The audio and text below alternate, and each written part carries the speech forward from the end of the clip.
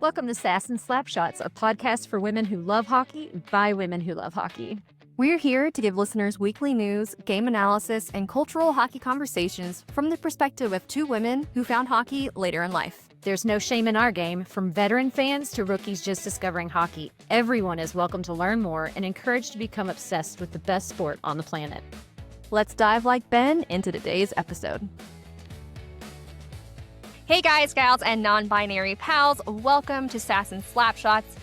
My name is V. I'm Sarah. And we're so happy to have you back. We apologize for the brief pause that we took in episodes. Honestly, our lives are just, I don't even know where to begin with that one. But you know what? We're doing it. We're surviving. We're making this episode. It's happening. So, Sarah, how you been?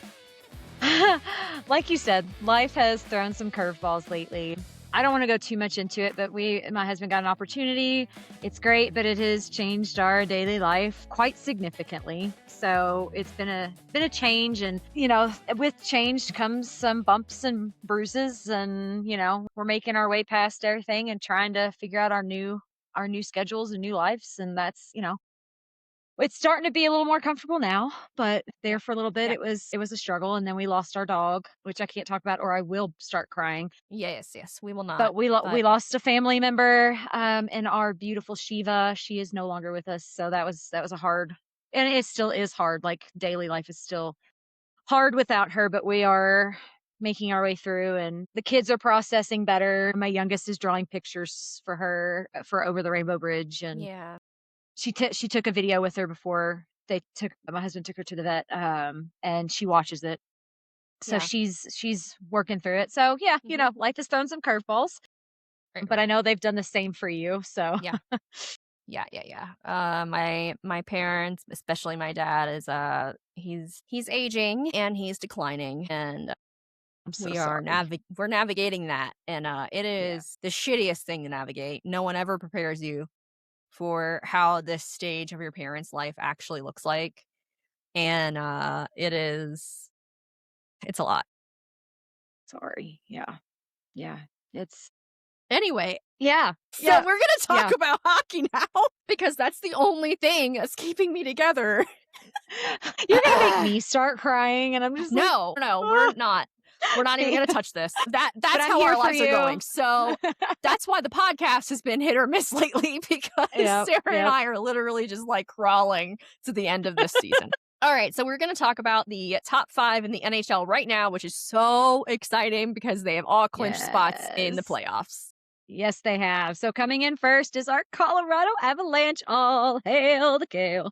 Which, if you're watching the podcast, Sarah has the most badass hat I've ever seen. I'm so jealous, and I want it. It's a little head of kale, and it's holding a little hockey stick, and it says "All hail Kale." So cute, yes. so cute. Anyway, so excited. I'm gonna take a quick break. Quick. I promise. Yes. So for Mother's Day, my husband just ordered me 4 more, and I got 2. I got 2 Lecky and Mayer, and then oh my gosh, they had one that was waffles for Parker Kelly's new whale. So I got waffles. I'm so excited. Like, I'm gonna have so many hats, and I'm so pumped.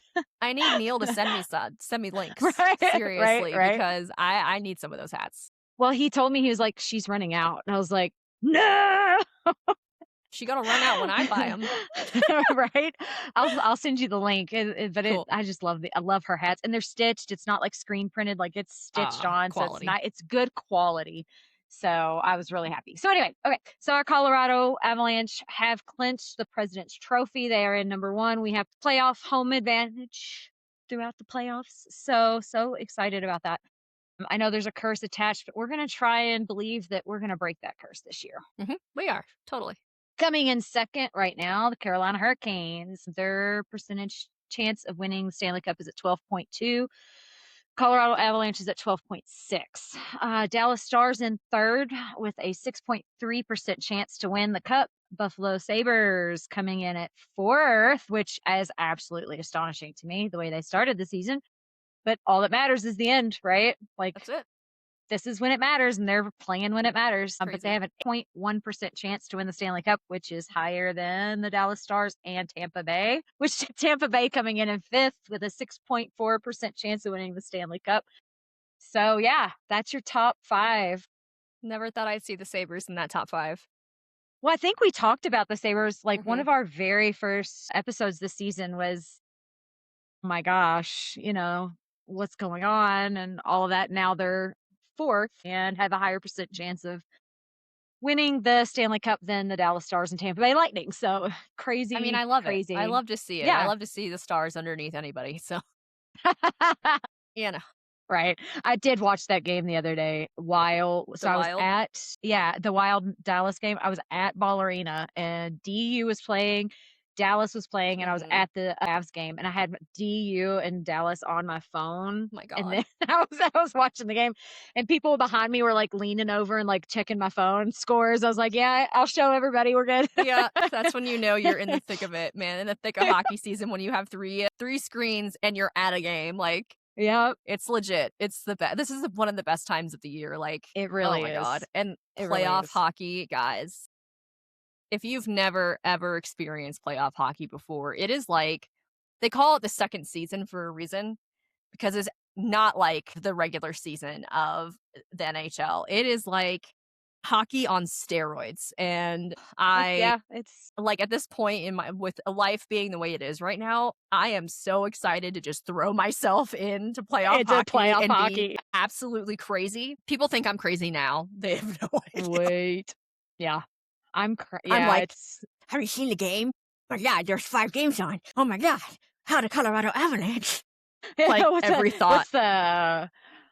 it's when they start getting into like game 3 or 4, it gets really so just intense because games 1 and 2, you're kind of just okay, whatever. And then that gets to Then game they 3 and learn 4 each with like other. it's on yeah, then it just gets intense and it's great and it's just wonderful hockey and the refs aren't as Diligent. nitpicky. So it goes a little bit the pace Mm-hmm. is different. So Pace is different. It's much faster. It's much more physical. It gets nasty. There's personal vendettas, and it's so it's awesome.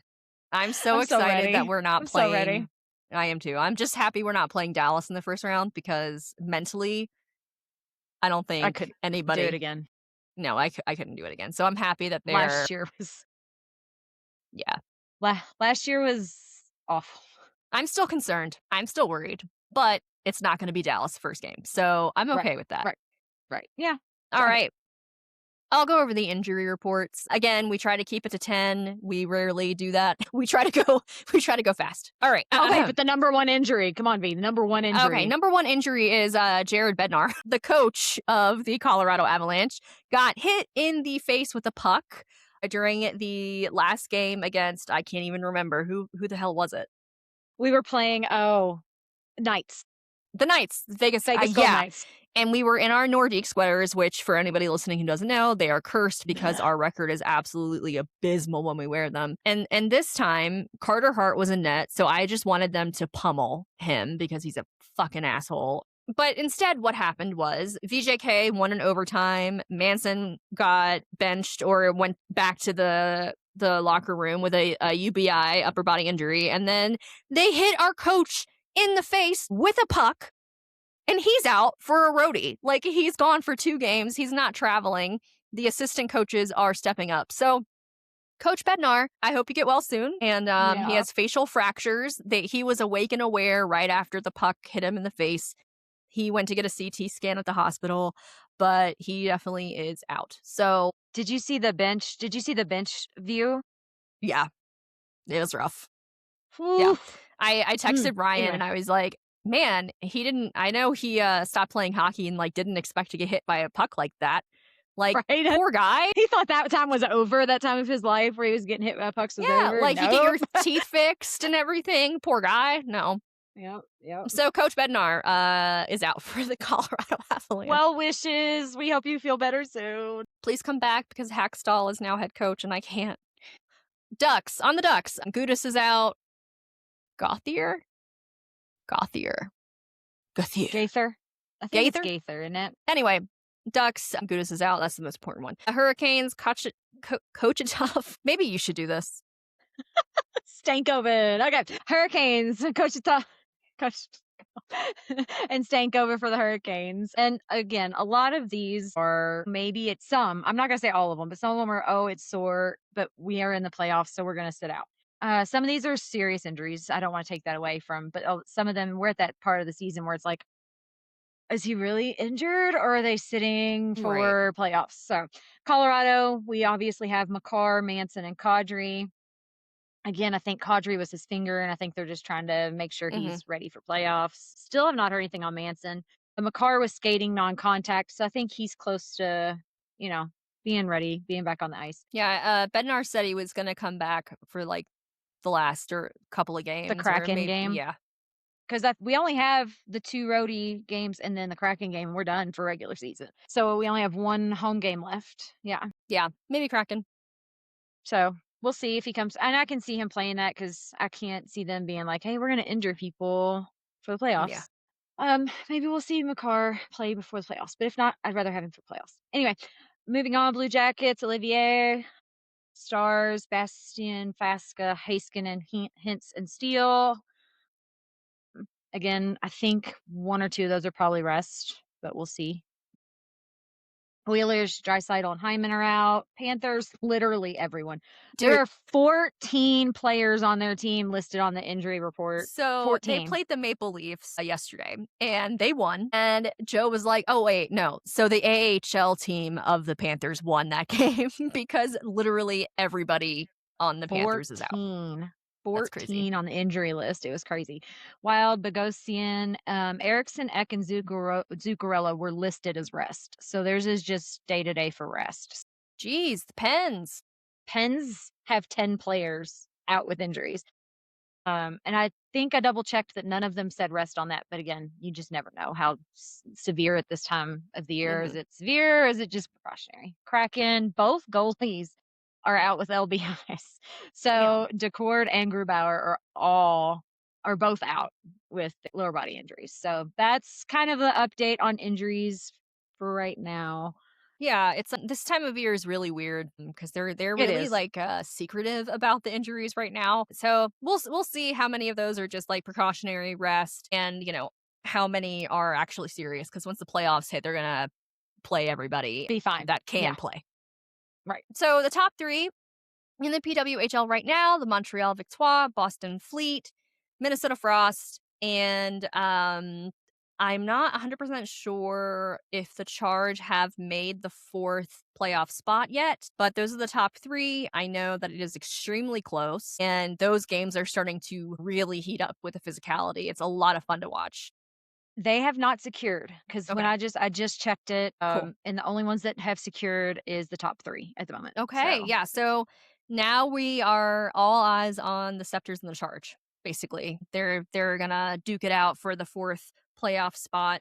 So that'll be a lot of fun. Personally, I really hope the Charge makes it, just because their coach is undergoing breast cancer treatment right now, McLeod, and she's just been a mainstay on that bench, and she has really tried to be there as much as possible during this cancer diagnosis. And I just think she's awesome, and I really hope they get a chance to play in the playoffs this year just because of that. I don't have anything against the Scepters. It's just I think that's a feel-good story.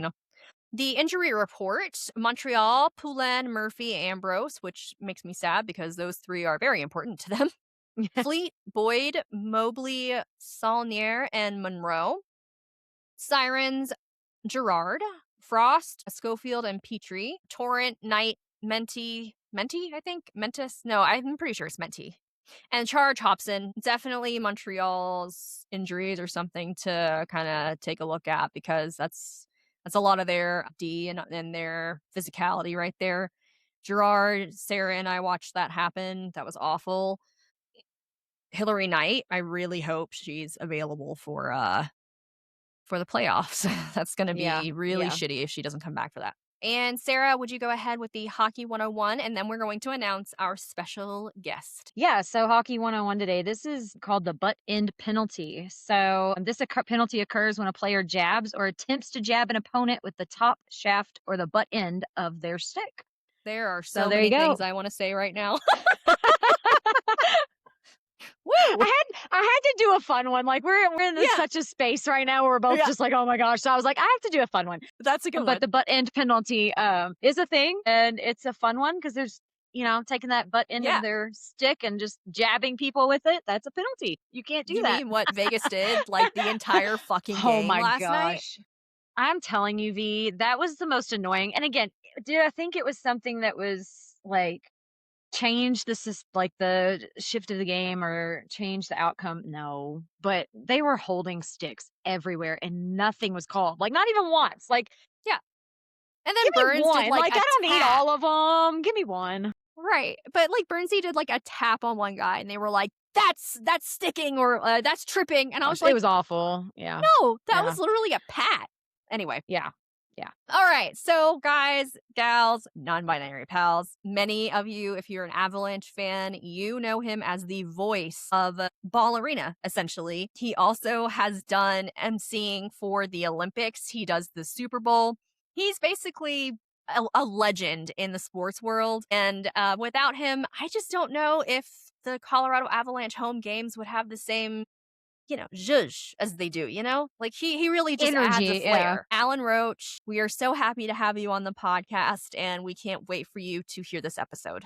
Hello, everybody, and thank you for tuning in to Sass and Slapshots. This is going to be such a fun episode because our Lord and hockey savior or hockey MC savior, Papa Roach, Alan Roach, is in the building Papa Roach. I call you Papa Roach in my home. But anyway, Alan, Mr. Roach is here, and we are going to ask him a few questions. I know this is a very anticipated episode from all of you listening, so we're just going to get right into it.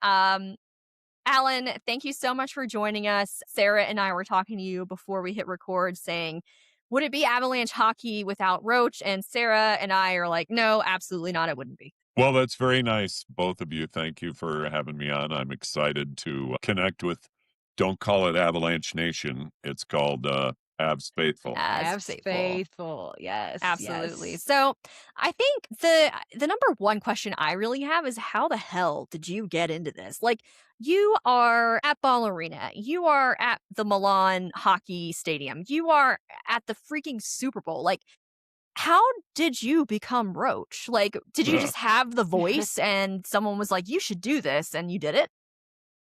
A lot of what you said is true. Yeah. And some of it is that simple and some of it's not. But obviously having a freakish voice, that helped because it got attention. But I think in addition to having a freakish voice, I had to do a good job along the way.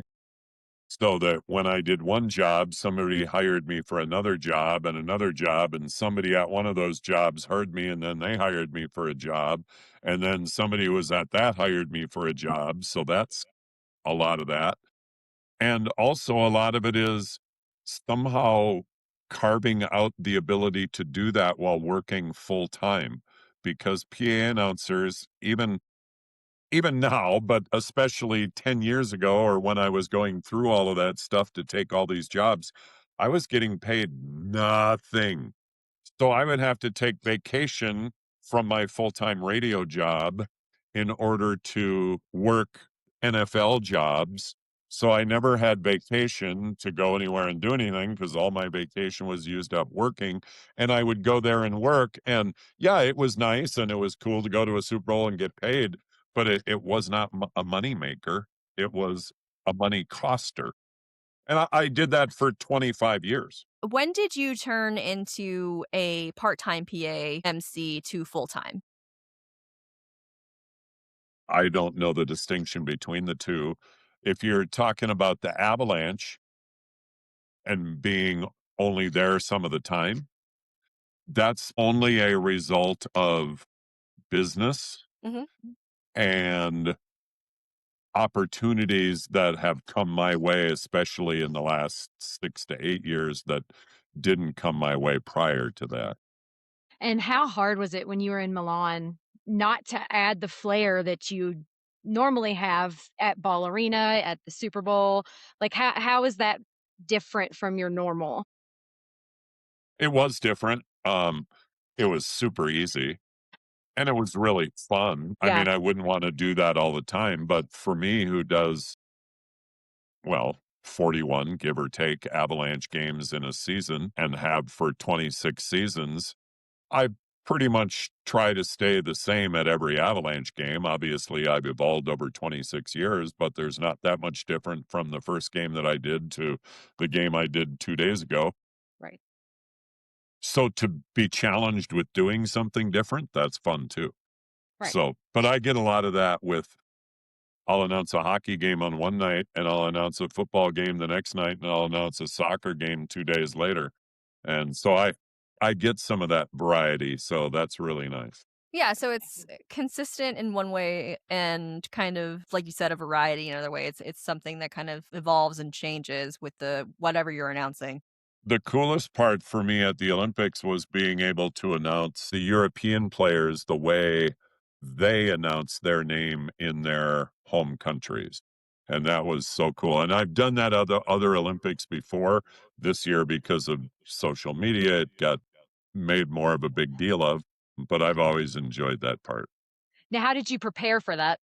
They made it super easy at this Olympics. And if any Olympics are listening or anyone that ever does a sporting event and has an announcer, this is a super simple thing that you can do that is so incredibly helpful. On the website for Italy's Olympics, if you went into pushed hockey and then you pushed Switzerland, it gave you the roster. And next to every name was a button that you could push, and it was that player saying his name. Incredible. That's awesome. That's awesome.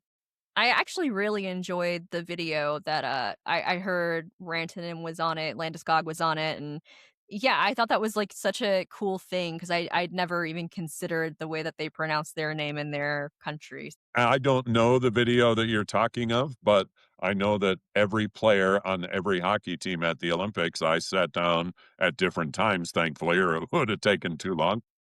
And AI helps with this, by the way, too, in making rosters. I love AI. But basically, I turned every name into a phonetic spelling. Yeah, smart. Some of the guys, it was funny, some of the guys that I would say, I never wrote their real name down. All I had was the phonetic spelling. And it wasn't until after I had them 2 or 3 times I realized, oh, that's the guy from the Flyers. Yeah. I know who that is. Yeah, totally different sounding name. I was gonna say, along with the names, we have a question on here from a threader, a follower. Are there any names in the NHL that like just make you stumble? That no matter what, anytime you're just like, dang it. I can stumble on any name at any time. Okay. Thankfully, that does not happen very often with me. But as far as can I pick out one that's harder? No. Sometimes it's just a weird combination of letters. Like if one syllable ends with a CH and the next syllable starts with a T or an H and an R, sometimes just that weird combination. It doesn't matter that it's, some European name. Right. You never know what's going to make you stumble, but no, I pride myself on that phonetic spelling stuff and trying to say names the way they're supposed to be said every time. Sometimes I'll stumble through it and you won't even know if I say it fast enough. Right. That's the trick, right? Just say it fast enough. Nove Miesto na Moravia, Czechia is the hometown of number 88 Martin Necas. So last year I had to learn how to say Nove Miesto na Moravia, Czechia. It was Czech Republic then, now it's Czechia. When I was in Italy this year, one night, the only night I had off, I went to Czech House. And there were lots of hockey fans in there. And actually, Martin was in there as well. I didn't get to see him then. But I was sitting down and I had a beer and I had a whatever you have in Czech House, what do you call the pounded pork thing? A schnitzel? Yeah. And I was just talking with my group, and the guys behind us heard, and they said, "Oh my God, are you the announcer for the Avalanche?" I said, "Yeah." And so I got to meet them, and that was really cool. But then I told them, I said, "Okay, last year I had to learn how to say this. Am I saying this right? Nove Miesto na Moravia." And they were like, "Oh my God, it sounds like you're from there." So there you go. Yes. Yeah, that's like the best compliment you can give. That's amazing. I love that. But then they also said that's not really where he's from, but you're saying it right. Oh, what? Did they tell you where he's really from? They did some, like, this is the name of a region and it's a smaller town outside or something. It Got was it. some technicality, as I Yeah. recall. Yeah. Gotcha. It's like saying I'm from Boulder, but I'm really from Yeah, Longmont kind or of thing. maybe he was born. The hospital was here. He was born here, but that's not where he grew up, or something like that. I would love to know what's the loudest you've ever heard ball arena? You can't. I mean, there's no way to say I remember this particular moment because it was louder. Mm. You just remember all the moments that get loud, and also if you're being technical about loud and holding up the meters and all that kind of stuff, that all has to do with that little area that you're in. Right. And like for the first 20 years that I announced, I was in the penalty box, in between the penalty boxes, sitting on the table at the red line. And so you have the glass boxes around you, plus you're kind of out on the ice. Now I'm in the how many levels are there? 5. So I'm in the Yeah. 7th. I'm in the 7th level and I'm way up high. Mhm. So speakers and things aren't, pointed towards you or you don't get the ambiance of the crowd. So technically when it comes to loudness, I'm not a good person to ask. Mhm. But as far as if you want to talk about moments when it was loud, I have lots of memories of that. Okay, so what was like the most electrifying moment then? Yeah. You want a one-time answer, a most. I can't give you a most. Okay, maybe like top No, 3? I mean, well, if are you talking about just me or are you talking about are you talking about the excitement of the crowd and just the craziness of the crowd? If you're talking about that without even being able to remember, I would tell you that one of those had to be the last 2 minutes of the Stanley Cup final against New Jersey in 2001. Oh, Mm. wow. Okay. Yeah. I have great memories of that day, and that's the Joe Sakic to Mhm. Ray Bourque Stanley Cup, which is one of the most iconic moments in all of sports, in all of hockey, certainly. The last, hour of that day, I can't tell you when the crowd was louder or not, but I Yeah. just know that that was one of the most amazing things to be a part of. Ugh, That's awesome. literal like chills, like knowing that you were there and seeing that moment with your eyes. Like that's Remembering the just lucky people that were there. yeah. There's 40,000 people that'll swear they were there, but there was only 16,000 people there. Yeah. Right. Right. Lucky people. That's so cool. Another one would be something recently that wasn't near of a big a moment, and I'm failing on who it was. There's been times where you notice that the crowd is just different. I mean, the Avalanche crowd is so good all the time. It's much, much, much, much easier to be sitting where I sit and say, wow, it's really quiet in here, or it's quiet at this point of the game. Mhm. Yeah. Because those noisy times, there's not much difference between the everyday Avalanche crazy noise and this noise that just has something special to it. And I Yeah. think the specialness comes from the moment, not from the amount of noise. Right. Yeah. That's a great response. That's a great response. Do you like being up in the rafters or down at the ice more? Like, what do you prefer as an announcer? What do you think? I mean, I can see it from both sides because I've sat on the ice and I've sat up in the rafters. And I think that everybody should sit on the ice or as close as they can get at least once in their life. I think it's fun to be up close to that action. It's fun to see plays like that. But as somebody who enjoys watching plays develop and watching the entirety of the game, I actually prefer the 300s over the closer sections. But that's just me. No, that's not just you. That's an incredibly educated hockey fan answer right there. And that's I can tell myself that, but here's what happened. I sat for 20 years and the only spot I sat was on the table in between the penalty boxes. And then COVID happened and we had to leave the penalty boxes because couldn't have people in the penalty boxes. So I sat in a couple of different places around the arena above the Zamboni tunnel or whatever, and then I ended up upstairs. It's funny, I just told this story to someone yesterday too. And so then the next season started, and I'm upstairs, and here's where you are, and COVID's kind of still going on, and the world's like, what the hell is going on? And so then by the time the second year started, then it was normal, and this is what I do. And so I just got used to it, and I've been up there 6 years. When I went to Italy for the Olympics, I sat in between the penalty boxes, and it all came rushing back in the first period of the first game that I did, which was a women's game. Was Yeah. like, my God, now I remember why I miss being here. Yeah. Yeah. It's like riding a bike. You were like, wait a second, this So feels it good. was 2 weeks of great in Italy, and then I came back and I did my first Avalanche game from way up there, Mhm.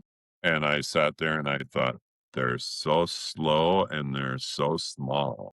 So, what other sports do you enjoy announcing other than hockey? Like, if you had to choose a favorite sport to announce, what would it be? Football's the easy answer just because football, I announce something every play. You know, I say, Bo Nick's pass complete to Rod Smith, a gain of 7, second down and 3. And then the next play happens, and I have to say what happened in that play. Whereas almost every other sport that I'm involved in announcing, it's all reactionary. I wait for a goal, I wait for a batter, I wait for, a penalty. Mhm. So football is more fun because you're more engaged for Okay. me. That was my question. Is like, so which one's more fun? Or weddings? Found out recently from your social media that you MC weddings too. You know why? Why my daughter Kat. I hired her on January 1st to be my social media director, Mhm. and I I understand what you kids like and Mhm. what you think is cool. I Mhm. don't think it's cool. I think kind of the whole thing is like, why the hell is this happening? But I'm also smart enough to realize I like you kids and there's nothing wrong with you, so I should have fun with you. So I hired my daughter, and the social media thing just like, she's like, "Oh my God, Dad, all these people, look at all these, nice Mhm. comments that people say about you. And look at these people that want to know you and want to thank you." And so that part of it has been super rewarding. Yeah. My daughter is rewarded because the number of followers or the number of views that I get is like, that's like really good for somebody that just joined these things. I've been a social media manager professionally for a decade, and I can say with full confidence that she is kicking ass. Like, I love your social media page. I think it's great. I share Yes. many of the posts between, my friends and on threads. So good job, Kat. You're killing it. You're making your dad look great, and it's very entertaining and very funny. And just keep doing it because the kids like it for sure. You know that this will be on her reel to get jobs, an Perfect. audition reel. Perfect. I love it. You I love can. My name is V Weir. You can contact me. Kat's amazing. Great. Oh, cool. Thank you. I'm kind of more on your side. Like, I was not a social media person until V kind of was like, you have to get more involved if you want to do a podcast. And I was like, okay. So she has to get on me all the time, like, post on your socials. And I'm like, okay, what? Post what? Like Post anything. what? And that's the beauty is I have a beautiful daughter that she thankfully asks me before she posts. I hope she doesn't get to the point where she starts posting my ideas. That'll be a Yeah. problem. We've gone rogue. Well, Alan, thank you so much for joining us. It's been a pleasure, and Yes. as an Avs fan, Sarah as well. Just thank you so much for making Avs faithful and the Avalanche experience even better than just the hockey game. The atmosphere is just not the same without you, and I really do. I sit in my seat and I listen for you, and it's just a part of the culture. The Avalanche goal, Nathan McKinnon, like all of it just adds to the All of it. experience. So thank It does. And, even during Sarah and I cover the PWHL too, and we'll sit there, someone from one of the women's teams will make a goal, and I'm like, woot woot? We got to have the woot woot, right? Like, Wait, we're waiting for something that's not coming. What you guys said is so incredibly nice and touches me deeply. And I mean, I can't overstate it enough. It's very cool what I get to do. And to hear you say things like that is awesome. But now let me go a completely different direction and blow something up. Do you think I'm the one that says, woo, woo? No. No. Good. You can hear the difference. A lot of people do. Like you mentioned the wedding thing. People will say, do this and then do your woo woo. And I'm like, I don't That's do not the me. woo Do woo. that. And that blows their mind. They're like, oh my God, we thought you did the woo woo. No, I'm I just the don't. button pusher. Like, And I don't even push the button. I don't do the horn. I don't do the woo woo. I don't do the computer guy that says equalizer. I just do my gig. dude, it took me so long to figure out what the heck that was saying. Oh, yeah, you don't do the woot woot, but I know that you are the reason for the woot woot. So, The Avalanche goal, and Fair then enough. you wait for it. yeah, and I'm sitting there waiting like, okay, where's Alan? You know what? You've never heard me announce a goal unless they score one on the ice first. So it doesn't really start with me. Well, we really appreciate you coming on, and you're the best. So thank you so much. You guys are the best. Thank you, V and Sarah. Thank you. Bye. Bye. Thanks for listening to this week's episode of Sats and Slapshots. If you're craving more hockey content from us before next week's drop, have no fear. We're two chronically online hockey nerds. Check out our Substack, social media channels, and support links below. If you're interested in sponsorship or collaboration, feel free to reach out at v@sasandslapshots.com. Special shout out to our editor, Joe Bogomil, and our graphic designer, Corey Tyler. We appreciate all of the support and can't wait to chat with you next week. Bye. Bye!